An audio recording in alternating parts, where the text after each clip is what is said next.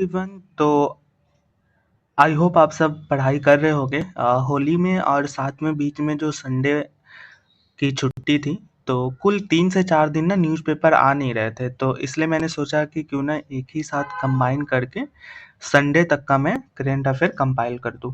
तो आज के इस वीडियो में हम लोग 1 मार्च से 8 मार्च तक जितने भी करेंट अफेयर के आर्टिकल्स थे उन सबको हम लोग हिंदी में समझेंगे।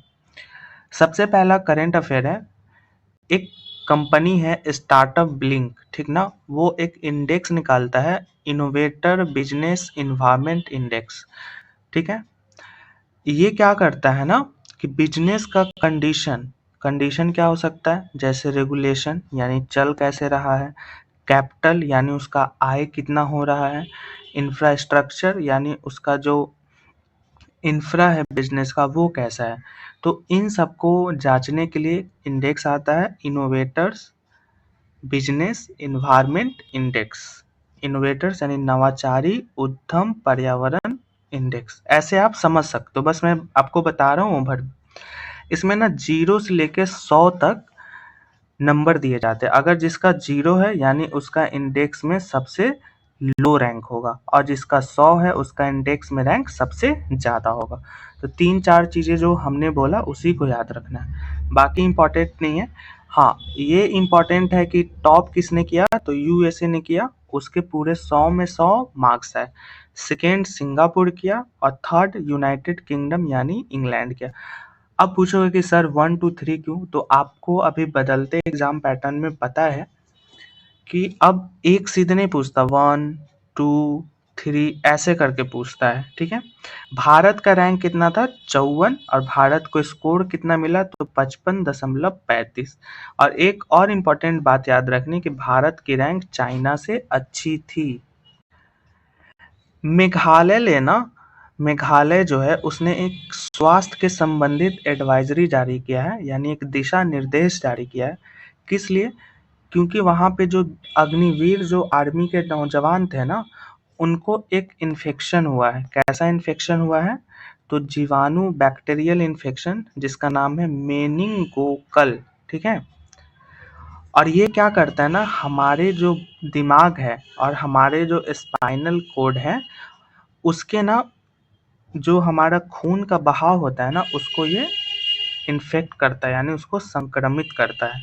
और ये हमारे शरीर में, एक तो आप किसी को छू दोगे तो उससे चला जाएगा, और दूसरा नाक के जरिए जाता है। ये सबसे ज़्यादा ना 5 साल से कम बच्चे वाले जो उम्र के हैं उनमें फैलता है, और इसका जो इलाज है वो मात्र 10 से 15% ही सक्सेस है। इतना याद नहीं रखोगे, बट इसका एक वैक्सीन का नाम है मेन 5CB, ठीक है। ये इसके इलाज के लिए उपयोगी है। नेक्स्ट हमारा है वित्त आयोग। तो सबसे पहले वित्त आयोग अनुच्छेद 280 के तहत बना है ना, और ये हमारे संविधान के भाग 12 में है। और ये जो है हमारा जो राष्ट्रपति है वो क्या करता है, इसको नियुक्त करते हैं। इसमें टोटल 5 मेंबर होते हैं, एक चेयरमैन और 4 मेंबर होते हैं, ठीक है। और ये ना राष्ट्रपति के प्रसाद पर्यटन पे है, यानी राष्ट्रपति जितने दिन चाहेंगे उतने दिन इसको वो पद पे बनाए रख सकते हैं, और ये दोबारा नियुक्त भी हो सकते हैं। अब है कि वित्त आयोग का काम क्या है, तो ये ना टैक्स जो होता है ना, जो कर वसूला जाता है उसको भारत और राज्यों के बीच में बंटवारा करता है। सेम इसी तरह राज्यों में भी होता है राज्य वित्त आयोग। वो क्या होता है कि हर 5वें साल वहाँ पे राज्यपाल क्या करते हैं, नियुक्त करते हैं। किस अनुच्छेद के तहत, अनुच्छेद 243 के तहत। और ये जो है ये पंचायत और जो नगर निगम होते हैं उसके जो वित्त है उसकी रख रखाव के संबंधित ये देते हैं रिपोर्ट। ये तो है ही, इसके अलावा इसमें इम्पोर्टेंट क्या है कि पहला वित्त आयोग के चेयरमैन कौन थे, केसी नियोगी। दूसरा के कौन थे, के संथानम।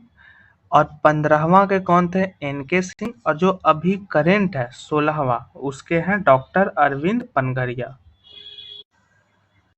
अब देखो इसमें ना 16वां जो वित्त आयोग था, अभी हमने देखा कि 16वां वित्त आयोग के चेयरमैन कौन है, तो पनघरिया जी हैं। इसने ना 2 चीज़ किया है कि जैसे जो सेंट्रल का कुल टैक्स होगा ना, वो राज्यों में 41% ही बाँटा जाएगा, जो 15वां वित्त आयोग में भी था। इसका मतलब है कि अगर ₹100 सरकार कमाती है, तो उसका 41 रुपया सभी राज्यों को वो देगी। इसमें एक टर्म आया है वर्टिकल डिवोल्यूशन। ये इम्पोर्टेंट है, खास करके जो बीपीएससी सीएससी का पेपर देंगे, बीपीएससी प्रीलिम्स का, उनके लिए, कि वर्टिकल डिवोल्यूशन क्या होता है। तो जैसे देखो कि ₹100 सेंट्रल को मिला, तो ये क्या हुआ 100%। अगर इसमें से ₹10 दिया राज्यों को, तो ये कितना हुआ 10%। यानी टोटल जो टैक्स या कर जो सरकार को मिलता है, उसमें से कितना प्रतिशत वो राज्यों को देती है, उसको क्या कहेंगे वर्टिकल डिवोल्यूशन। तो अभी राज्यों को कितना दिया है केंद्र ने, तो 41%। ठीक है, यानी अगर ₹100 कमाएगा तो उसका 41%, ₹200 कमाएगा तो उसका 41% कितना होगा, ₹82। ठीक है, तो ये आपको याद रखना है, वो सीधे एग्जाम में पूछेगा इसी तरीके से। एक और इसमें टर्म है हॉरिजॉन्टल डेवोल्यूशन। ठीक है, तो हॉरिजॉन्टल डेवोल्यूशन में सिर्फ परसेंटेज नहीं होगा, परसेंटेज की जगह होगा हाउ। जैसे अगर ₹200 कमाया, तो ₹200 में कितना रुपया देगा राज्यों को। तो मान लीजिए कि अगर ₹200 केंद्र को मिला और उसमें से ₹10 दिया राज्यों को, तो वो कितना हुआ, ₹10 हुआ हॉरिजॉन्टल डेवोल्यूशन। यानी इसमें है कि टोटल सरकार को एकत्रित किए गए करों में से जो राज्यों को एक निश्चित कर देती है, उसको कहेंगे, उस वैल्यू को यानी उस मूल्य को कहेंगे हॉरिजॉन्टल डिवोल्यूशन। ठीक है, इसी कमीशन में एक और टर्म है, उसका क्या नाम है, ग्रांड बार्गेन। बार्गेन में एक वर्ड है बार्गेन, है ना, बार्गेन मतलब क्या हुआ, मोल जोल करना।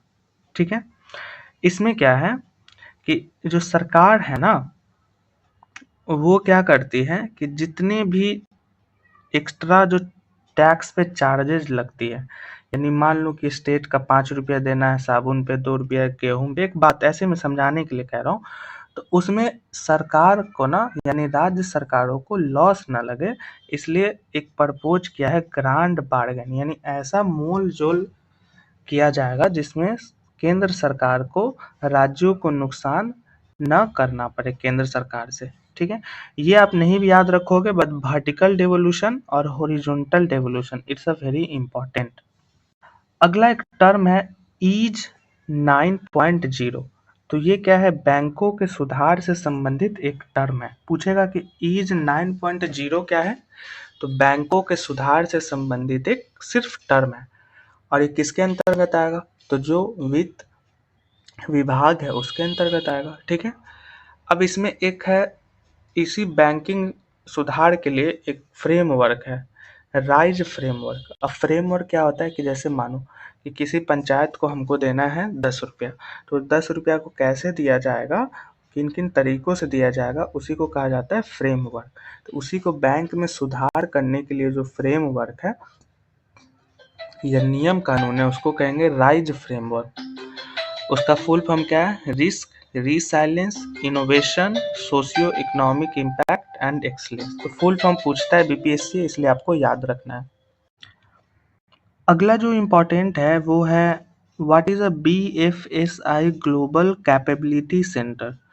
तो ये बेसिकली क्या है ना, कि एक वित्त से रिलेटेड संस्थान है। ठीक है, जो क्या करता है ना कि वित्तीय प्रबंधन का जो रिस्क होता है उसको कम करता है, इस पे जो साइबर का जो खतरा रहता है धोखाधड़ी का, उसको कम करता है। नेक्स्ट हमारा इम्पोर्टेंट है कि भारत का जो नीति आयोग है और जापान का अंतर्राष्ट्रीय सहयोग एजेंसी है, उसने ने ना एक प्रोजेक्ट बनाया है, project for promotion of the programme of Japan India cooperative action towards. इसका मतलब है कि भारत और जापान जो है एक ऐसा सहयोग के क्षेत्र में काम करेंगे जो सतत विकास से रिलेटेड हो, सतत विकास का गोल आपको पता है कि 17 होते हैं। स्वास्थ्य के क्षेत्र में, शिक्षा के क्षेत्र में, लैंगिक असमानता को कम करने के क्षेत्र में। तो इसी जो सतत विकास का 17 गोल है ना, उसको प्राप्त करने के लिए भारत का नीति आयोग और जापान का अंतर्राष्ट्रीय सहयोग एजेंसी एक दूसरे के साथ काम करेंगे।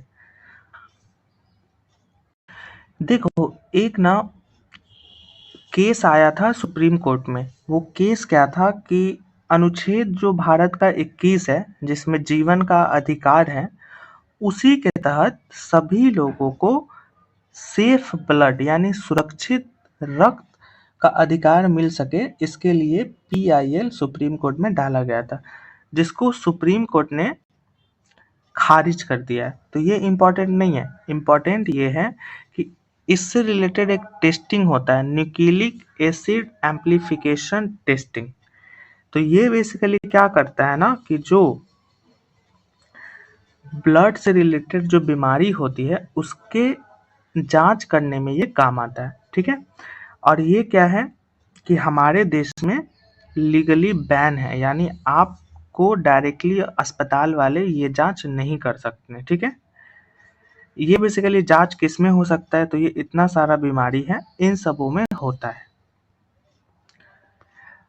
अब आपको पता है कि भारत को थैलेसीमिया जो बीमारी होती है उसका राजधानी कहा जाता है। ये थैलेसीमिया बीमारी क्या है, तो एक ब्लड डिसऑर्डर है, यानी खून के कमी के कारण खून से रिलेटेड शरीर जो काम नहीं करते उसी से रिलेटेड थैलेसीमिया बीमारी होती है। ठीक है, ये हमारे शरीर में पर्याप्त हीमोग्लोबिन नहीं बनाता है, जिसके कारण हमारा शरीर क्या होता है, खतरे वाली स्थिति में पहुंच जाती है। नेक्स्ट एक और टेस्ट है, जो अभी टेस्ट हमने ऊपर में देखा। तो ये टेस्ट बेसिकली क्या करता है, तो हमारे जो शरीर में वायरस और बैक्टीरिया जो होती है, जिससे हमें तरह तरह का बीमारी होता है, उसको ये क्या करता है, उसके DNA और RNA को पहचान कर लेता है। तो इस टेस्ट की मदद से क्या होता है कि अगर हमारे शरीर में बैक्टीरिया या वायरस से रिलेटेड कोई बीमारी उत्पन्न होने वाली है, तो ये टेस्ट क्या करेगा कि उसकी पहचान कर लेगा, और फिर पहचान करने के बाद हम उसी हिसाब से उसका दवा देंगे। ठीक है, ये क्या करता है ना कि अगर मान लो कि आपके शरीर में एक बैक्टीरिया है, तो उसका ना 1,00,000 से ऊपर इसका कॉपी बना देगा। एक टेस्ट जैसे कार्बन कॉपी कैसे होता है, अगर हमको किसी फोटो का कॉपी करना है तो हम क्या करते हैं, उसका कार्बन रूप बना देते हैं। एक फोटो खींचे, उसका 1,000 फोटो बना दिए। उसी तरीके से ये भी टेस्ट काम करता है। एक आपके शरीर में बैक्टीरिया देखा, उसका 1,000 फोटो बना देगा। अब 1,000 फोटो बनाएगा तो वो आप आसानी से पहचान जाओगे कि ये कौन सा बैक्टीरिया है, कौन सा वायरस है, फिर उसका इलाज आप आसानी से कर सकते हो। अब देखो, त्रिपुरा की जो सरकार है ना, उसने ना लॉन्च किया है स्टेट इनोवेशन मिशन। इनोवेशन का मतलब क्या होता है, नवाचार। नवाचार किस में आता है, विज्ञान में, प्रौद्योगिकी में। तो एग्जाम में पूछेगा कि किसने भारत का पहला है जो राज्य नवाचार मिशन को डेवलप किया है, तो वो है त्रिपुरा। जैसे आपको पता है कि भारत सरकार का नीति आयोग क्या है, अटल इनोवेशन मिशन। तो इसके तहत पूरे देश में क्या होता है कि नवाचार के क्षेत्र में नीति आयोग क्या करती है, बढ़ावा देती है। नेक्स्ट एक इम्पॉर्टेंट है कि मणिपुर में आपको पता है कि दंगा हो रहा है, अभी भी खत्म पूरी तरीके से नहीं हुआ है। ठीक है, तो इसकी जांच करने के लिए ना गृह मंत्रालय ने सुप्रीम कोर्ट के एक जज हैं बलबीर सिंह चौहान, उसी के नेतृत्व में एक समिति गठित किया गया है कि वो जांच की हर बिंदु पे अपना रिपोर्ट देंगे। ठीक है, अब इनकी नियुक्ति कब होती है वो तो इम्पोर्टेंट है ही, लेकिन आपको पता है कि एग्जाम में किनकी जगह इनकी नियुक्ति हुई है। जैसे एक BPSC में प्रीवियस ईयर में क्वेश्चन भी था कि मद्रास हाई कोर्ट के जो जज बने हैं वो पहले किस हाई कोर्ट के जज थे। तो इसी तरीके से बलबीर सिंह से पहले जस्टिस अजय लांबा जो थे, वो मणिपुर के संबंधित हिंसा को रिपोर्ट करने के लिए अध्यक्षता कर रहे थे। अब देखो, अगला जो हमारा इम्पोर्टेंट है कि आप सभी को पता होगा कि क्वांटम प्रौद्योगिकी, ठीक है ना, क्वांटम प्रौद्योगिकी बेसिकली कंप्यूटर से रिलेटेड है और आ, कृत्रिम बुद्धिमत्ता यानी आर्टिफिशियल इंटेलिजेंस से रिलेटेड ना अपने देश का पहला विश्वविद्यालय कहाँ बनेगा? अमरावती में। ठीक है। अब कुछ इंपॉर्टेंट टर्म जो न्यूज में था, जैसे प्रोड्यूसर प्राइस इंडेक्स। प्रोड्यूसर का मतलब क्या होता है? उत्पादक मूल्य इंडेक्स, ऐसे भी याद रखो। अब प्योर मैं इसका हिंदी ट्रांसलेट तो नहीं कर पाऊंगा, बट जो ट्रांसलेशन हो सकती है वो मैं करता हूँ। तो आपसे पूछा है कि प्रोड्यूसर प्राइस इंडेक्स क्या है, उत्पादक मूल्य इंडेक्स क्या है। तो ये जो अगर कोई कंपनी सामान बनाती है ना और उनके बदले में कंपनी को कितना पैसा मिलता है। मान लो कि पार्ले जी का एक बिस्किट है, ठीक है, उसको बनाने में लगे 5 रुपया। अब कंपनी ना इस 5 रुपया के पार्ले जी पे कितना पैसा प्राप्त करती है। जैसे 5 रुपया में बेचा, तब उसको कितना, 4 रुपया उसको मिला। यानी 4 रुपया मतलब 1 रुपया उसका लागत था, 4 रुपया प्रॉफिट हुआ। तो ये क्या हुआ? प्रोड्यूसर प्राइस इंडेक्स, यानी जो उत्पादन करता है उसको कितना प्राइस मिला अपने किसी सामान को बेचने में, उसी को कहते हैं। दूसरा है कंज्यूमर प्राइस इंडेक्स। तो कंज्यूमर कौन होता है? जो खरीदार होता है। तो इसमें क्या होगा कि जैसे आपने एक खरीदा बिस्किट और आपने चुकाया वो 5 रुपया दुकानदार को, ठीक है। तो जो हम बिस्किट या कोई सामान के बदले दुकानदार को प्राइस देते हैं, उसका नापने का इंडेक्स को क्या कहते हैं? Consumer price index. इसमें ना गुड एंड सर्विसेज दोनों ऐड होती है। कैसे? गुड मतलब क्या हुआ? सामान, और सर्विस मतलब सेवा। तो आपको पता है कि अगर आप 5 रुपये का बिस्किट खरीदेंगे तो इसमें तो जो टैक्स लगा वो भी आप भर रहे हैं, प्लस जो किसी ने उत्पादन किया प्रोड्यूसर, उसका भी प्राइस भर रहे हैं। तो इसमें क्या हुआ? आपको सामान भी मिल रहा है और जो सर्विसेज है जो कोई बनाता है वो भी आप भर रहे हैं। तो इसको क्या कहेंगे? कंज्यूमर। और होलसेल प्राइस में क्या होता है? होलसेल जो दुकानदार या कोई मंडी वाला खरीदता है सामान, उसको क्या कहेंगे? Wholesale price. तो होलसेल में क्या होता है कि सिर्फ सर्विसेज को शामिल किया जाता है, सॉरी, सामान को शामिल किया जाता है, सेवाओं को शामिल नहीं किया जाता, क्योंकि वो तो होलसेल में ले रहा है। अगर 4 रुपये का सामान है तो उसको 4 रुपये में ही मिलेगा। अब वो 5 रुपया में बेचेगा किसी आम आदमी को, ठीक है। तो इसमें सिर्फ सामान, और इसमें सामान प्लस सेवाएं दोनों शामिल होता है।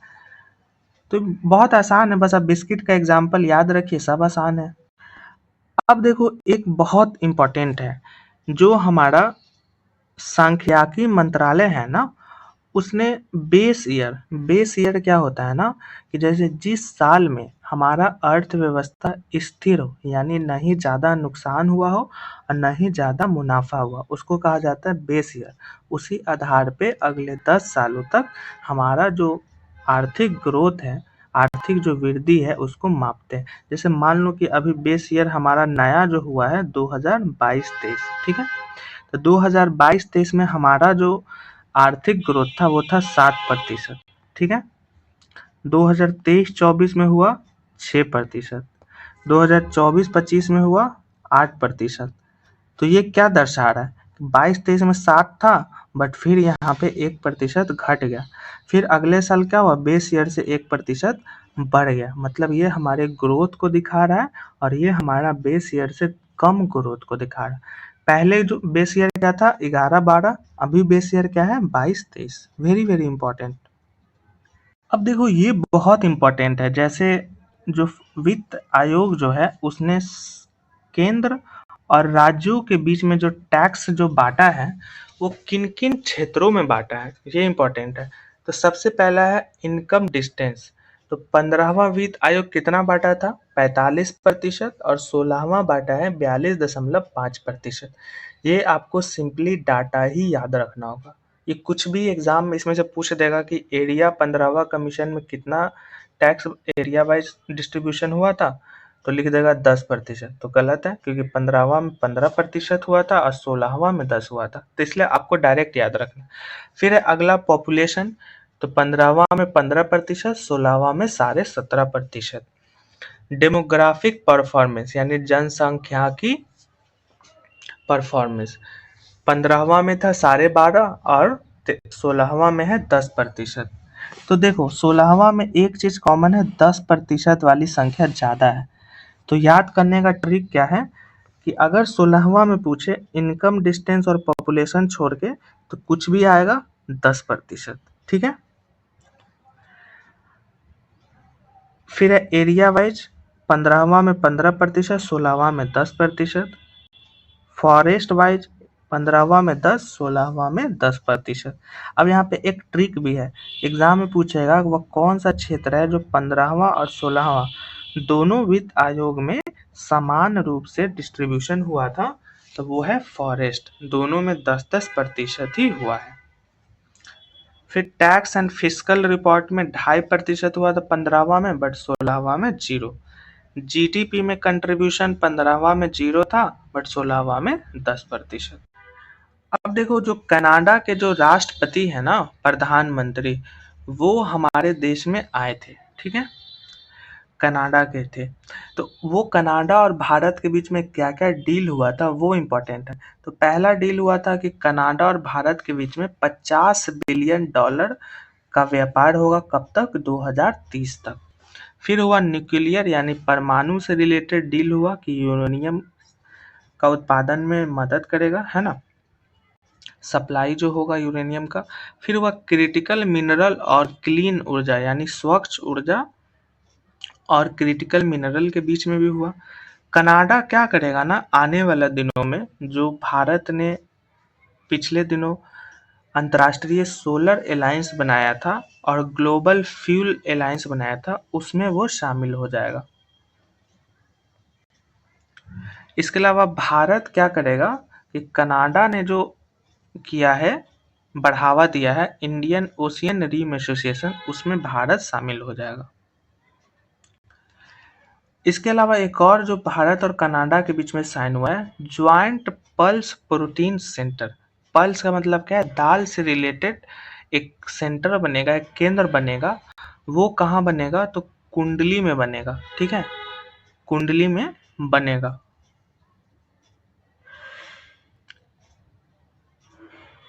निफ्टेम कुंडली उसका नाम है, फुल फॉर्म, बस कुंडली आप याद रखिएगा। एक इम्पॉर्टेंट है कि भारत सबसे ज़्यादा यूरेनियम से पता है कि आपको परमाणु बम बनता है, वो कहाँ से मंगवाता है, तो उज्बेकिस्तान के नवोयूरन कंपनी से मंगवाता है। अगला है पीएम ई ड्राइव। ई से हुआ इलेक्ट्रिक और ड्राइव से हुआ जितने चीज हम ड्राइव करते हैं, ड्राइव में क्या होगा, ऑटो रिक्शा बस, ये सब क्या ड्राइव करते हैं। तो पीएम ई ड्राइव स्कीम क्या है, इलेक्ट्रिक व्हीकल्स को बढ़ावा देने से, यानी इलेक्ट्रिक वाहन को बढ़ावा देने से। अब इसमें देखो इतना सारा आएगा, टू व्हीलर जो आएगा ई, जैसा आपको पता है कि बजाज ने एक 2 पहिया वाहन निकाला है जो चार्ज होकर चलेगा। 3 wheeler, rickshaw, cart, ambulance, truck, बस, चार्जिंग स्टेशन, टेस्टिंग एजेशन, है ना, इन सबको ई ड्राइव के तहत बढ़ावा दिया जाएगा। अगला है कि एक टर्म है एक्सपोर्ट प्रमोशन मिशन। यहाँ एक्सपोर्ट प्रमोशन यानी एक्सपोर्ट को बढ़ावा देने से रिलेटेड है। और किस चीज को एक्सपोर्ट को बढ़ावा देगा, तो एमएसएमई यानी जो हमारा छोटा उद्यम है उसको बढ़ावा देने से संबंधित है। भारत का सबसे ज्यादा जो ग्रोथ होगा वो कौन सा क्षेत्र होगा, तो इलेक्ट्रॉनिक्स में, यानी जो इलेक्ट्रॉनिक्स से रिलेटेड हमारे देश में जो इंफ्रा है वो सबसे ज्यादा विकसित हो रहा है। अगला इम्पोर्टेंट न्यूज में था कि ईरान का एक शिप था, उसका नाम था IRS डेना। इसको ना यूएस ने डुबा दिया है। कहाँ डुबाया है वो इम्पोर्टेंट है। तो वो श्रीलंका के दक्षिणी जो कोस्ट है, गाले, तो गाले, और ये कहाँ पड़ता है, भारतीय महासागर में। जैसे ये प्यारा सा भारत है, यहाँ पे श्रीलंका है, तो यहाँ विशाखापट्टनम में, भारत के विशाखापट्टनम में एक चल रहा था एक्सरसाइज, ठीक है ना, नेवियों के बीच में, ठीक है, जिसका नाम था मिलन। ठीक है, तो एक पूछेगा कि मिलन क्या है, तो ये नेवी के बीच में एक्सरसाइज है। कहाँ हुआ था, तो विशाखापट्टनम में, ठीक है। और इसमें बहुत सारे देशों के भाग लिए थे, इसी में ईरान भी भाग लिया था, और ईरान का जो पोत था उसका नाम था IRS देना। तो ये जब लौट रहा था ना या विशाखापट्टनम से, तो यहाँ पे ये जो श्रीलंका के बगल में काले की खाड़ी है, यही इसको अमेरिका डुबा देता है। तो इसी में एक रिलेटेड टर्म है इंटरनेशनल फ्लीट रिव्यू। तो ये क्या है ना, एक नेवल इवेंट होस्ट होता है, यानी जो अलग अलग देशों के नेवी है उनको भारतीय नेवी इन्हेंस करता है, उसको होस्ट करता है, उसका मेजबानी करता है नेवल ऑपरेशन के लिए। तो इसको क्या कहते हैं, इंटरनेशनल फ्लीट रिव्यू। और अमेरिका क्या करता है, टॉर्पीडो से ईरान के जहाज को मार गिराता है। तो टॉर्पीडो क्या है, तो एक सेल्फ प्रोपेलेड अंडर वाटर मिसाइल है, यानी वो पानी के अंदर में खुद से क्या करेगा, प्रोपेलेड होके वो क्या करेगा, किसी शिप को डुबा देगा, मार देगा। अब देखो एक और इंडेक्स है, बॉडी मास इंडेक्स। तो बॉडी से मतलब क्या हुआ, शरीर, मास से मतलब क्या हुआ, वजन। तो इससे रिलेटेड कौन ये इंडेक्स जारी करता है, तो वर्ल्ड हेल्थ ऑर्गेनाइजेशन, विश्व स्वास्थ्य संगठन। इसमें ना सबसे ज्यादा जो है फैट यानी मोटे लोग कहाँ पाए गए हैं, तो चाइना में, और उसके बाद इंडिया में, ठीक है। और ये सबसे ज्यादा होता है महिलाओं में, 15 से 49 साल की महिलाओं में सबसे ज्यादा मोटापा होता है। और मोटापा होने से आपको पता है डायबिटीज वगैरह हो जाती है। 3 मार्च को हम लोग मनाते हैं विश्व वन्य जीव दिवस। इस साल का थीम क्या है, medicinal and aromatic plants conserving health heritage and livelihood, ठीक है। आपको पता है कि भारत का 70% जो औषधीय पौधा है वो कहाँ मिलता है, तो ये अगर प्यारा सा भारत है तो ये वेस्टर्न घाट, ये वेस्ट ईस्टर्न घाट, ये हिमालय वाले क्षेत्र, और यहाँ पे अरावली के क्षेत्र में। अगला इंपॉर्टेंट पूछेगा कि राष्ट्रीय सीड जीन बैंक कहाँ है, तो दिल्ली में है। और इस सीड जीन बैंक का काम क्या करना है, सीड और जीन यानी सीड का जो जीन होता है उसको सुरक्षित रखना है। ई चरक प्लेटफॉर्म क्या है, तो ये ना जो हमारा औषधीय पौधा है उसको बाजार मुहैया कराता है। अब देखो कि पूरी दुनिया में एटॉमिक बम बनने का वो चल रहा है मारपीट, तो इसके एजेंसी के भी बारे में पढ़ लेते हैं। तो अंतर्राष्ट्रीय जो परमाणु ऊर्जा एजेंसी है उसकी स्थापना 1957 में होता है यूनाइटेड नेशन के द्वारा। और ये कैसे होता है, तो यूएस के जो उस समय के राष्ट्रपति थे डूइट डी ईस्टनआवर, उसने स्पीच दिया था, और उस स्पीच का नाम था एटम फॉर पीस, यानी शांति के लिए परमाणु। उसी आधार पे आगे चल के इस एजेंसी का निर्माण होता है। शुरुआत में कितने देश थे, 81 थे। और सबसे इम्पोर्टेंट, भारत भी फाउंडिंग मेंबर था, यानी स्थापना के समय जो देश शामिल थे उसमें भारत भी था। इसका हेड क्वार्टर कहाँ है, तो वियना। वियना कहाँ है, तो ऑस्ट्रेलिया देश में। अब देखो इजराइल जो है ना, उसने एक ना संगठन बनाने के लिए प्रस्ताव पारित किया है जिसका नाम है हेक्सागोन ऑफ एलायंस। और इसमें ना उसने भारत को आमंत्रित किया है, साथ में ग्रीस और साइप्रस को भी शामिल होने के लिए आमंत्रित किया है। ये अभी है नहीं, ये बस आमंत्रित किया गया है इजराइल के द्वारा कि ऐसा एक हम ग्रुप बना रहे हैं जिसमें आप शामिल होइए। तो पूछेगा कि हेक्सागोन ऑफ एलायंस किस देश ने बनाने का वो किया है, तो इजराइल ने। अब देखो भारत में ना एडवांस लाइट हेलीकॉप्टर MK3 जो है किसके लिए, तो कोस्ट गार्ड यानी भारतीय नाविकों के लिए कौन बनाता है, तो हिंदुस्तान एरोनॉटिक्स लिमिटेड। और ये सरफेस यानी सतह से लेकर हवा तक में मार करने वाली ये हेलीकॉप्टर है। अब एक इम्पॉर्टेंट टर्म है कि इराक में ना एक संगठन है जिसका नाम है पॉपुलर मोबिलाइजेशन फोर्स। जैसे तालिबान में है ना, अलग अलग देशों में उसी तरीके से एक संगठन है। कुर्दिश ग्रुप क्या है, तो ये जो जैसे ईरान में, इराक में, तुर्की में, इन सब देशों में एक ग्रुप है, यानी एक समूह है। जैसे अलग अलग जाति के होते हैं ना, उसी तरीके से एक जातीय समूह है जो निवास करता है। तो कुर्दिश पूछेगा तो हम बता दीजिएगा।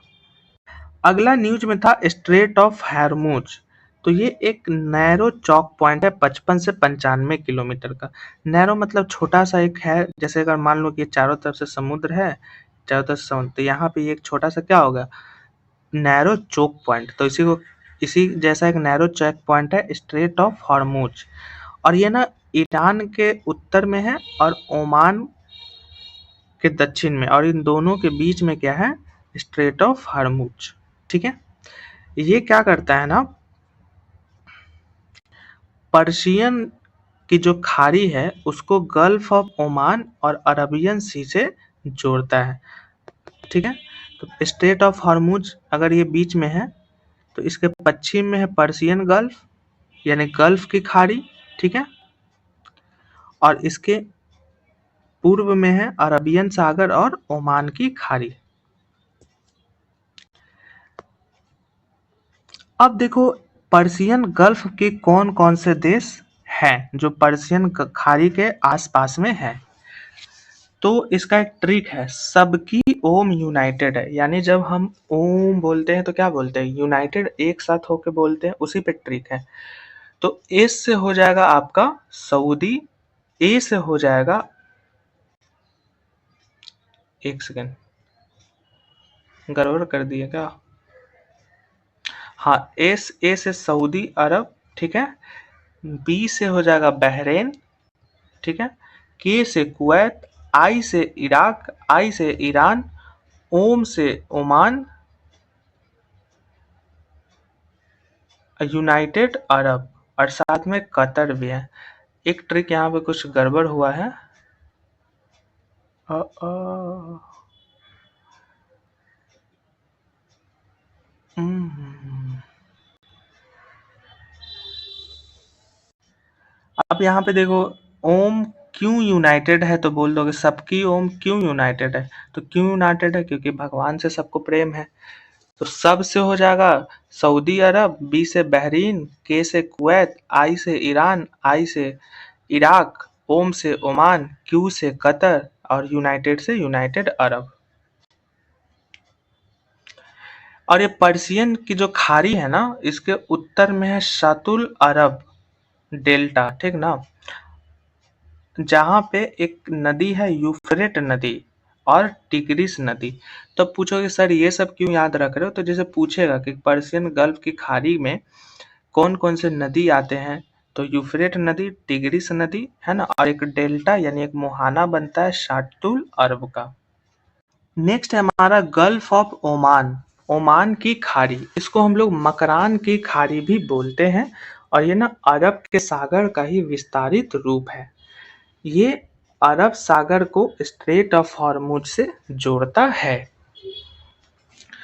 और इसका ट्रिक है याद करने का, यूपीआई ओमान में, यानी ओमान की खाड़ी से लगे कौन देश है, यू से यूनाइटेड अरब, पी से पाकिस्तान, आई से ईरान, ओ से ओमान। अभी ना पूछेगा कि जैसे अभी चाबहार की जो हम बात कर रहे हैं, चाबहार पोर्ट बनाने की ईरान में भारत, तो ये कहाँ पे है, तो ये भी गल्फ ऑफ ओमान पे ही है। जैसे सोहार, अल खबूरा, मस्कट, सूर, जास्क और चाबहार। अब सब याद नहीं रखोगे तो चाबहार कम से कम याद रखना पड़ेगा। उसके बाद है लाल सागर।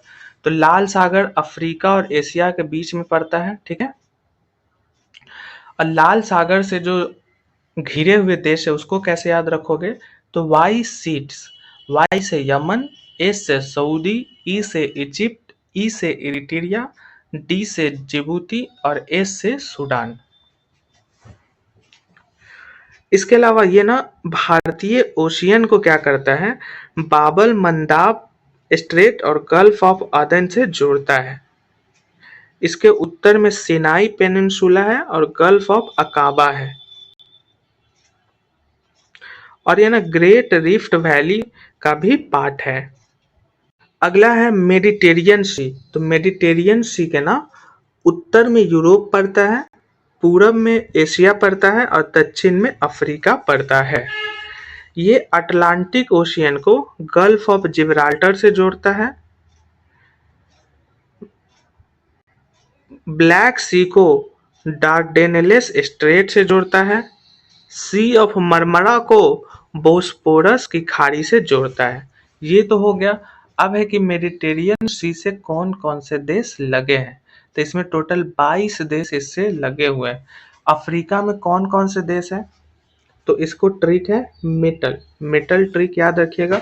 एम से मोरक्को, ई से इजिप्ट, टी से ट्यूनिशिया, ए से अल्जीरिया, एल से लीबिया। एशिया में कैसे याद रखोगे, तो सिल्की, सिल्की पढ़ते हैं ना, सिल्की। एस से सीरिया, आई से इजराइल, एल से लेबनान और सी से साइप्रस। यूरोप में के कौन कौन से देश थे, तो गिफ्ट एसमस कब में, गिफ्ट एसमेस कैब में है, गिफ्ट एसमेस कैब में है, यानी गिफ्ट का जो एसमेस है वो कहाँ है, कैब में। जी से ग्रीस, आई से इटली, एफ से फ्रांस, टी से तुर्की, एस से स्लोवेनिया, एम से मोनाको, एस से स्पेन, सी से क्रोएशिया, ए से अल्बानिया, बी से बोस्निया और एम से मोंटीगारो। अब देखो ईरानियन जो पठार है वो कहाँ पे है, तो तेहरान और कराज के बीच में है।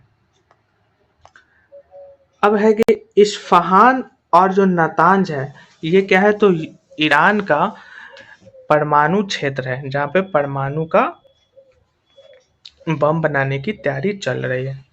उसके बाद है बंदर इमाम खोमनई और आबदेन। तो ये क्या है, तेल का भंडार वाला क्षेत्र है। अगला है शाहरोद स्पेस सेंटर। तो ये अंतरिक्ष से रिलेटेड है। लेबनान का कुछ शहर देखिए, तो जैसे बेरूत, तो ये क्या है, कमांडर सेंटर है किसका, कमांड सेंटर हिजबुल्ला का। लितानी नदी है, किस किस माउंट के बीच में है, तो माउंट लेबनान और एंटी लेबनान के बीच में है। उसके बाद है ये इजराइल। इजराइल का हाइफा शहर किस लिए मशहूर है, तो नावल बेस के लिए मशहूर है। तेल अवीव क्या है, तो इसका राजधानी है। अश्केलॉन क्या है, तो गाजा स्ट्रिप के बगल में एक शहर है। दिमोना क्या है, तो इजराइल का न्यूक्लियर साइट है। अब देखिए सीरिया। तो सीरिया को क्या कहा जाता है, the golden height. Golden height किससे है, तो माउंट हेरमोन से लगा हुआ है और इसके दक्षिण में यारमूक नदी चलती है।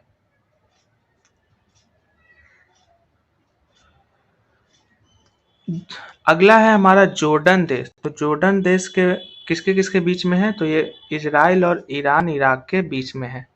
साइप्रस क्या है, तो ये एक यूरेशियन आइलैंड है, ठीक है।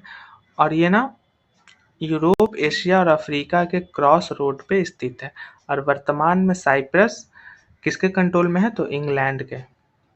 सॉरी, साइप्रस एक देश है बट वो इंग्लैंड के ही आसपास पड़ता है। ये देखिए साइप्रस है और इधर क्षेत्र में पड़ता है इंग्लैंड।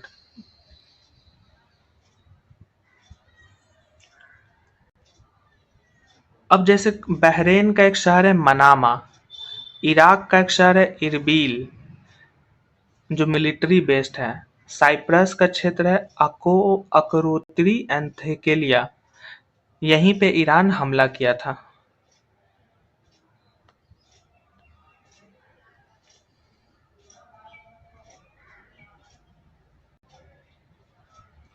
ये हमारा जैसे भारत के साथ जो बॉर्डर डिस्प्यूट है उसका क्षेत्र है। ये बहुत लंबा है, इसको आप देखिएगा अपने क्षेत्र में, सॉरी अपने बुक में। अब अगला इंपॉर्टेंट है डुरंड लाइन। तो आपको पता है कि डुरंड लाइन किसके किसके बीच में सीमा बनाती है, तो अफगानिस्तान और पाकिस्तान। और ये काराकोरम क्षेत्र जो है उसके पास में पड़ता है। ये किसके दो नामों में, तो सर मॉर्टिमर डुरंड जो ब्रिटिश के प्रशासक थे और अब्दुल रहमान खान जो अफगानिस्तान के राजा था, उनके नाम पे ही ये पड़ा है। ये डुरंड लाइन जो है खैबर दर्रा के पास में पड़ता है। और साथ ही में स्पिन घर व्हाइट माउंटेन के पास में भी पड़ता है। आपको पता है कि सेकेंड जो एंग्लो अफगान युद्ध हुआ था वो किस ट्रीटी के तहत खत्म हुआ? गैंडमक ट्रीटी के तहत। और इसी के साथ क्या हुआ था कि बलूचिस्तान के आसपास में एक पश्तून ट्राइब है, वहीं पे वो डुरंड लाइन का निर्माण कराया गया था।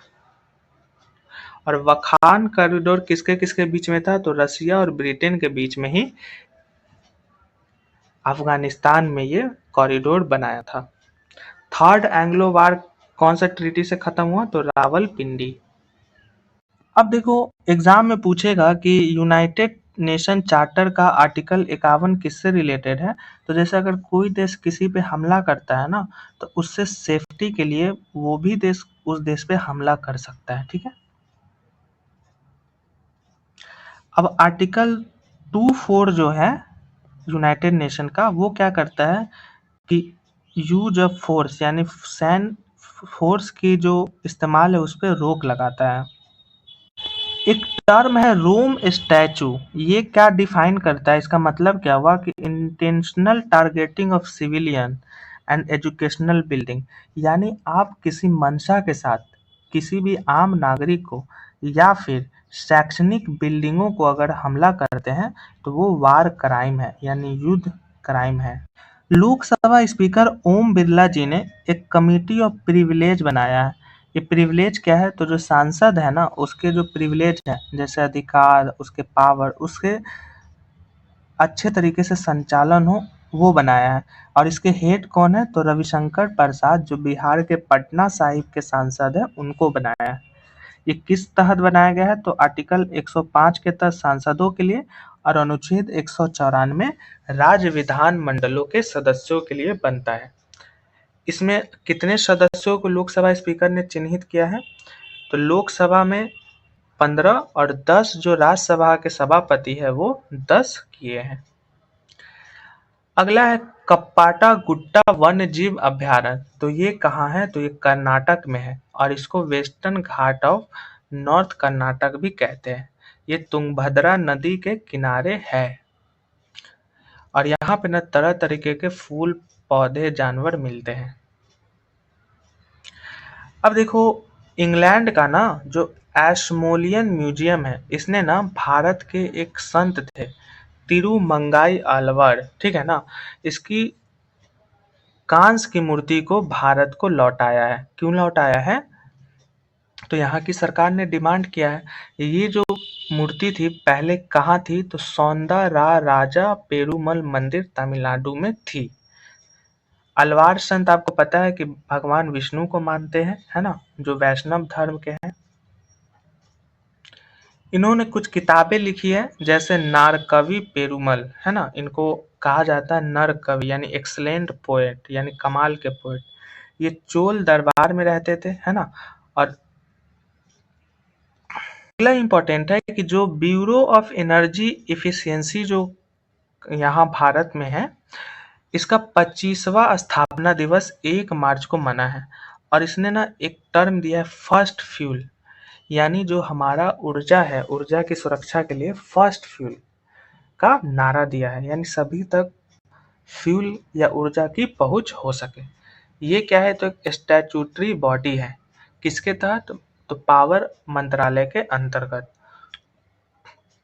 ठीक है। और ये ऊर्जा संरक्षण अधिनियम 2001 के तहत स्थापित हुआ था। अब देखो भारत का जो गतिशीलता ट्रेंड है ना, वो क्या शो करता है कि जो हमारा हाउस होल्ड है यानी जो घरेलू है, उसमें ना बहुत ज़्यादा कमी आया है। यानी अब जो हमारा रूरल एरिया है, हाउस होल्ड लोग जो हैं, वो लोग में गतिशीलता में कमी आई है। लेकिन हम अब ना हम गतिशील के जगह और पतनशील है, यानी हमारा विकास होना चाहिए, उसके जगह हम विकास नहीं करके अपने बुद्धि को जो है वो गलत दिशा में लगा रहे हैं। ऐसे आसान भाषा में अब देखो राष्ट्रीय जो फैमिली स्वास्थ्य सर्वे हुआ है ना, उसमें क्या दावा हुआ है कि भारत का जो जो बच्चे जन्म लेते हैं ना हर साल, उसमें कमी आई है। जैसे पहले लोग ज़्यादा बच्चे जन्म करते थे, अब कम हुआ है। भारत टारगेट कितना किया है, तो 2 बच्चा का टारगेट रखा है ना, कि हर परिवार में 2 बच्चा हो। एक टर्म दिया था पॉपुलेशन बम भारत के लिए, कि भारत में एक दिन ऐसा आएगा कि इतना जनसंख्या हो जाएगा कि सभी आर्थिक जो वृद्धि है वो ठप हो जाएगी। तो पूछेगा कि ये शब्द किसने दिया था, तो पॉल एंड एनी एरहलिक ने। अगला हमारा न्यूज है Kunming Montreal global biodiversity framework, यानी जैव विविधता से संबंधित ये है। बस इतना ही याद रखना। एग्जाम में पूछे कि कुनमिंग मॉन्ट्रियल क्या है, तो वो आपको जैव विविधता से संबंधित है। इसको अडॉप्ट कब किया गया था, तो COP15 का जो मीटिंग हुआ था उसमें, और उसी मीटिंग में आईची बायोडायवर्सिटी टारगेट था। वो भी क्या था, तो जैव विविधता को बढ़ावा देने से संबंधित था, उसी की जगह ये आया था। उससे ज़्यादा इम्पोर्टेंट है ये 30x30 टारगेट। ये क्या करता है ना, कि 30%, कम से कम 30% जो दुनिया का इनलैंड वाटर है, तटीय वाटर है या समुद्री वाटर है, यानी पानी है, उसको संरक्षण और प्रोटेक्ट करने के लिए 2030 तक प्रयास किया जाएगा। 30% 2030 तक।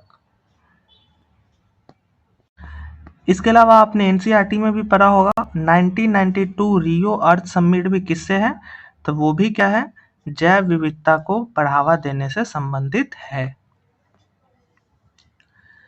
अब देखो कि जो कृत्रिम वर्षा होती है उसमें कौन सा 2 गैस है, तो सिल्वर आयोडाइड और पोटेशियम आयोडाइड।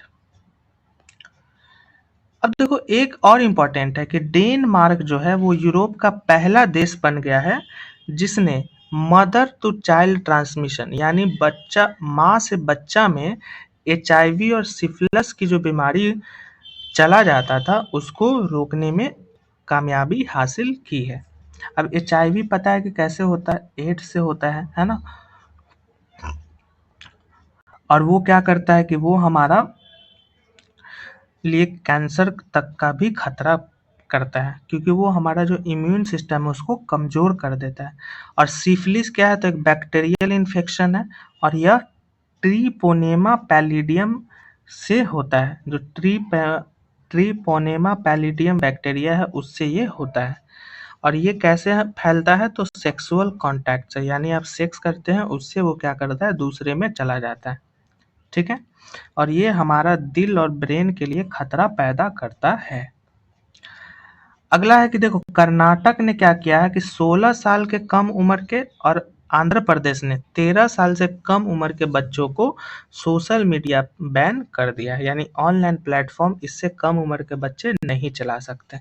और यह 7वां जो अनुसूची है भारत का इसके तहत किया है। अब देखो इतिहास में मेगालिथिक काल का ना एक रॉक कट चैम्बर मिला है। कहाँ मिला है, तो कासरगोड डिस्ट्रिक्ट केरला में मिला है। ठीक है, और यहाँ पे क्या होता था ना कि ब्यूरियल प्रैक्टिस, यानी दफन करने का जो प्रैक्टिस होता है वो उसका भी यहाँ पे खोज हुआ है। बाकी जो हो गया है वो नहीं देखेंगे, ये भी हमने देख ही लिया। अगला है कि जो नीति आयोग है ना उसका अतिरिक्त चार्ज किनको मिला है, तो निधि छिब्बर को, ये CEO बनेंगी और ये BBR सुब्रमण्यम के जगह पे आएंगी।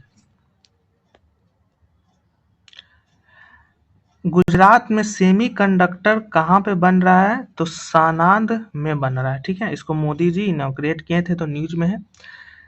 इजराइल के जो संसद है उसका जो सबसे बड़ा पद है स्पीकर ऑफ नेसेट मेडल, जो सबसे बड़ा वो क्या बोलते हैं खिताब, वो किनको मिला है, मोदी जी को। और मोदी जी ये पाने वाले देश के पहले प्रधानमंत्री हैं। ऑपरेशन इपिक फ्यूरी ईरान के खिलाफ किसने लॉन्च किया है, तो यूनाइटेड स्टेट ने। वर्ल्ड वाइल्ड लाइफ हमने ऊपर में पढ़ा 3 तारीख को होता है। न्यूजीलैंड के जो फिन एलन है ना, वो T20 वर्ल्ड कप में सबसे तेज शतक मारने वाले बल्लेबाज बन गए हैं और इस साउथ अफ्रीका के खिलाफ कोलकाता में बनाए हैं मात्र 33 गेंद में। पहले ये रिकॉर्ड था क्रिस गेल भाई साहब के पास, जो 47 गेंद में इंग्लैंड के खिलाफ ही बॉम्बे में मारे थे। ठीक है, अगला इंपॉर्टेंट है कि जो फिनलैंड के राष्ट्रपति है अलेक्जेंडर स्टब, वो ना भारत में हो रहे रायसीना डायलॉग दिल्ली में भाग लिए थे। बस इतना ही याद रखना है। अब कुछ जो नया गवर्नर राज्यपाल अपॉइंट हुए हैं वो देखिए। तो RN रवि को ना बंगाल का गवर्नर नियुक्त किया गया। पहले ये तमिलनाडु के थे। शिव प्रताप शुक्ला जी को तेलंगाना का, जिष्णु देव वर्मा को महाराष्ट्र का, नंद किशोर यादव जी को नागालैंड का, और ये आपको पता है कि ये बिहार के ही हैं। ठीक है, ये पहले पटना साहिब से विधायक 7 बार लगातार रहे हैं। सैयद अता हसनैन जो रिटायर्ड जनरल हैं, लेफ्टिनेंट जनरल, उनको बिहार को बनाया गया है। कुछ अतिरिक्त चार्ज जो दिया गया, जैसे राजेंद्र विश्वनाथ हर्लेकर जो केरला के राज्यपाल हैं, उनको तमिलनाडु का अतिरिक्त चार्ज दिया गया है। कविंद्र गुप्ता जो लद्दाख के लेफ्टिनेंट गवर्नर है, उनको हिमाचल प्रदेश का अतिरिक्त चार्ज दिया गया है। विनय कुमार सक्सेना लेफ्टिनेंट गवर्नर कहाँ के हैं? दिल्ली के। जिनको अब कहाँ का बनाया गया है? लद्दाख का। अच्छा, ये जो कविंद्र गुप्ता लद्दाख के थे, अब ये हिमाचल के बनाए गए हैं। सॉरी, ये बस एक करेक्ट कर लीजिएगा। पहले ये लद्दाख के थे, अब हिमाचल के बनाए गए हैं। और जो विनय कुमार सक्सेना पहले दिल्ली के थे, अब लद्दाख के लेफ्टिनेंट गवर्नर बनाए गए हैं। और दिल्ली के नए लेफ्टिनेंट गवर्नर बने हैं तरनजीत सिंह सिंधु। हमने दोनों तरीके से आपको बता दिया है कि आपको एग्जाम में कुछ भी पूछे तो आप तैयार रहेंगे। अमित शाह जी ने ना भारत का पहला जो डिजिटल सेंसस होने वाला है, उसके लिए मॉस्कोट रिलीज किया है, यानी एक प्रतीक रिलीज किया है जिसमें प्रगति महिला को दिखाया गया है और विकास नाम के पुरुष का एक मॉस्कोट यानी खिलौना टाइप का बनाया गया, एक चिन्ह बनाया गया है जो प्रेजेंट करेगा भारत को। किसके लिए? डिजिटल जनगणना के समय। तो इसी के साथ हमारा 1 से लेकर 8 मार्च तक का करंट अफेयर खत्म होता है। आई होप आपको अच्छा लगा होगा। कहीं पे कोई समस्या हो तो आप ग्रुप में बताइएगा, कमेंट में बताइएगा, और लाइक, सब्सक्राइब और कमेंट करना ना भूलिएगा। इससे मुझे भी हौसला मिलेगा कि आपको कितना समझ में आ रहा है। तो मिलते हैं नेक्स्ट वीडियो में। Thank you so much. Have a great day.